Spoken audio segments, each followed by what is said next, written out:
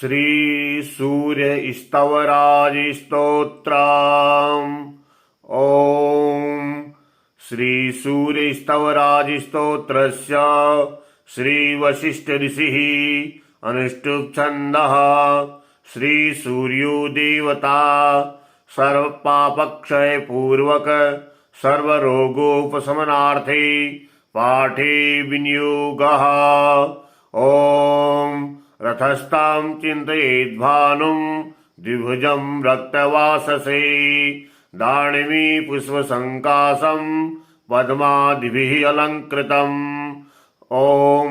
विकर्तनो विवस्वाश्च मार्तण्डो भास्करो रविः लोकप्रकाशकः श्रीमान् लोकचक्षुग्रहेश्वरः लोकसाक्षी त्रिलोकेशः कर्ता हर्ता तमिश्रः तपनः तापनः चैव शुचिः सप्ताश्ववाहना गभस्तिहस्तो ब्रन्धश्च सर्वदेव नमस्कृतः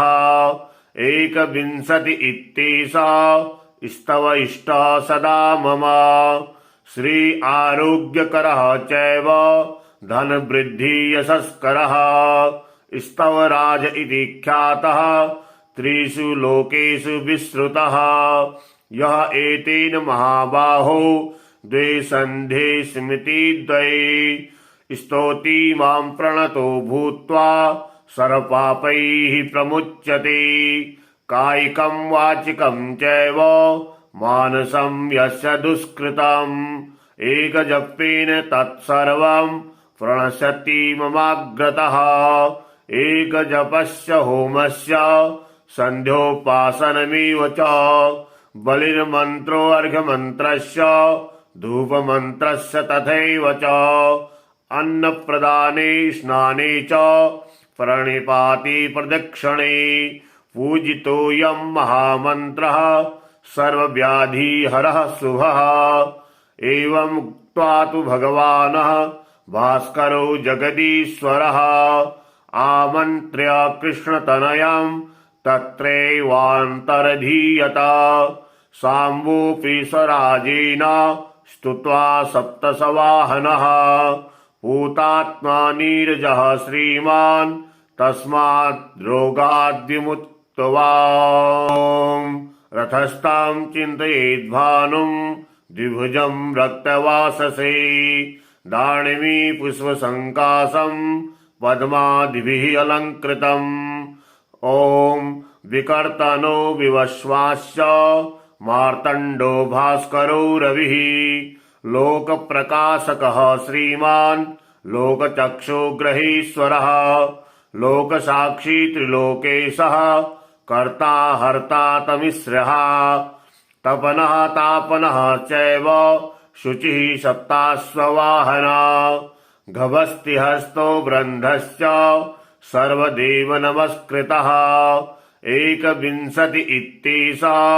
स्तव इष्ट सदा मम। श्री आरोग्यकरः चैव धनवृद्धि यशस्करः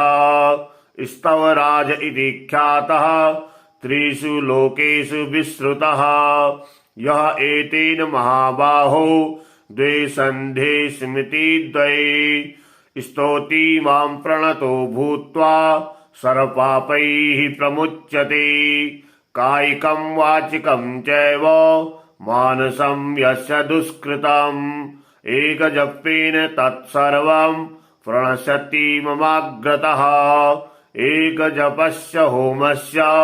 सन्ध्योपासनमेव च बलिर्मन्त्रोऽर्घ्यमन्त्रस्य धूपमन्त्रस्य तथैव च अन्नप्रदाने स्नाने च प्रणिपाते प्रदक्षिणे पूजितोऽयं महामन्त्रः सर्वव्याधिहरः शुभः। एवम् उक्त्वा तु भगवानः भास्करो जगदीश्वरः आमन्त्र्य कृष्णतनयं तत्रैवान्तरधीयत साम्बोऽपि स्वराजेन स्तुत्वा सप्तसवाहनः भूतात्मा नीरजः श्रीमान् तस्मात् रोगाद्विमुक्तवान्। ओम रथस्थां चिन्तयेद्भानुं द्विभुजं रक्तवाससे दाणिमी पुष्पसङ्कासं पद्मादिभिः अलङ्कृतम् ॐ विकर्तनो विवस्वास्य मार्तण्डो भास्करो रविः लोकप्रकाशकः श्रीमान् लोकचक्षुग्रहेश्वरः लोकसाक्षी त्रिलोकेशः कर्ता हर्ता तमिश्रः तपनः तापनः चैव शुचिः सप्ताश्ववाहना गभस्तिहस्तो ब्रन्धश्च सर्वदेव नमस्कृतः एकविंशति इत्येषा स्तव इष्टः सदा मम श्री आरोग्यकरः चैव धनवृद्धि यशस्करः स्तवराज इति ख्यातः त्रिषु लोकेषु विश्रुतः यः एतेन महाबाहो द्वे सन्धे स्मृतिद्वये स्तौति मां प्रणतो भूत्वा सर्वपापैः प्रमुच्यते कायिकं वाचिकं चैव मानसं यस्य दुष्कृतम् एकजपेन तत्सर्वं प्रणश्यति ममाग्रतः एकजपस्य होमस्य सन्ध्योपासनमेव च बलिर्मन्त्रोऽर्घ्यमन्त्रस्य धूपमन्त्रस्य तथैव च अन्नप्रदाने स्नाने च प्रणिपाते प्रदक्षिणे पूजितोऽयं महामन्त्रः सर्वव्याधिहरः शुभः एवम् उक्त्वा तु भगवानः भास्करो जगदीश्वरः आमन्त्र्य कृष्णतनयं तत्रैवान्तरधीयत साम्बोऽपि स्वराजेन स्तुत्वा सप्तसवाहनः पूतात्मा नीरजः श्रीमान् तस्मात् रोगाद्विमुक्त्वा ॐ रथस्थां चिन्तयेद्भानुं द्विभुजं रक्तवाससे दाणिमी पुष्पसङ्कासं पद्मादिभिः अलङ्कृतम् ॐ विकर्तनो विवस्वास्य मार्तण्डो भास्करो रविः लोकप्रकाशकः श्रीमान् लोकचक्षुग्रहेश्वरः लोकसाक्षी त्रिलोकेशः कर्ता हर्ता तमिश्रः तपनः तापनः चैव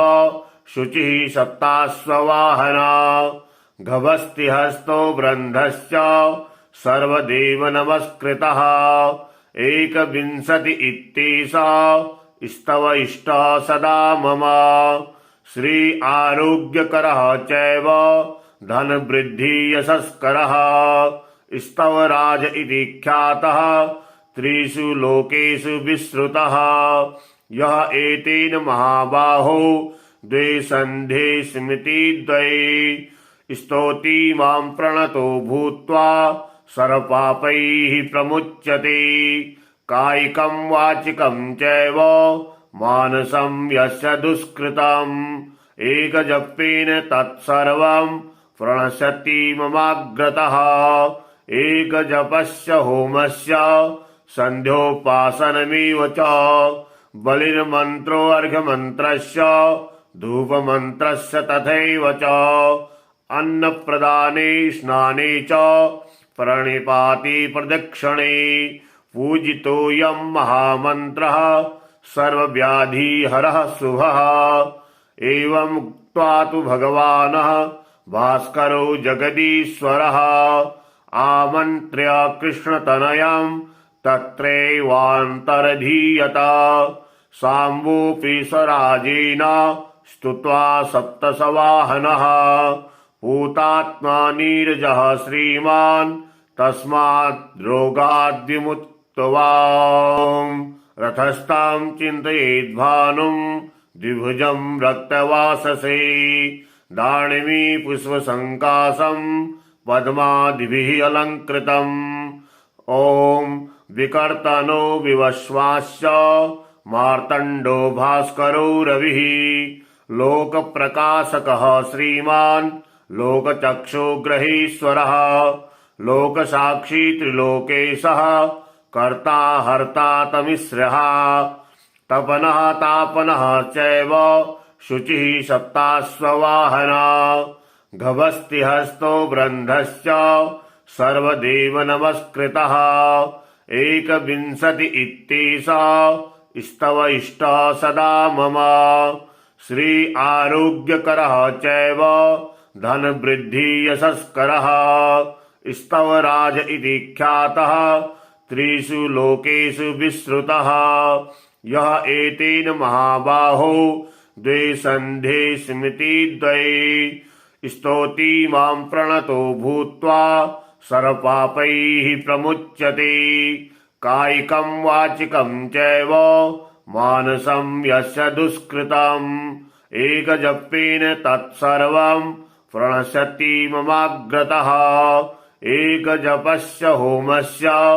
सन्ध्योपासनमेव च बलिर्मन्त्रोऽर्घ्यमन्त्रस्य धूपमन्त्रस्य तथैव च अन्नप्रदाने स्नाने च प्रणिपाते प्रदक्षिणे पूजितोऽयं महामन्त्रः सर्वव्याधिहरः शुभः एवम् उक्त्वा तु भगवानः भास्करो जगदीश्वरः आमन्त्र्य कृष्णतनयं तत्रैवान्तरधीयत साम्बोऽपि स्वराजेन स्तुत्वा सप्तसवाहनः